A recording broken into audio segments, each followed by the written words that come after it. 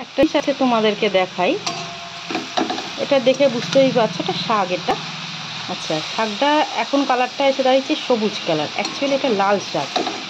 আমি যখন লাল শাকটা ধুচ্ছিলাম তখন মোটামুটি যা রং বেরোনোর লাল রং বেরিয়ে গেছে। আমার মানে এত বছরের জীবনে এই প্রথম দেখলাম যে লাল শাক এরকম সবুজ হয়ে যায়।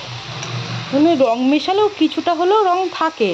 এই দেখো কড়াইয়ের এই পাশে একটুখানি লাল রং লেগে আছে, এইটুকুনি জাস্ট লাল, আর ধুয়ে যেটুকুন গেছে জলের সাথে। বাকি দেখো শাকটার অবস্থা পুরো একদম সবুজ শাক। মানে আমরা কি খাচ্ছি এটাই ভাবছি।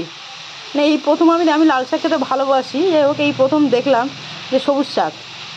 তা রং করে ব্যাপার দেওয়ার দরকার কি?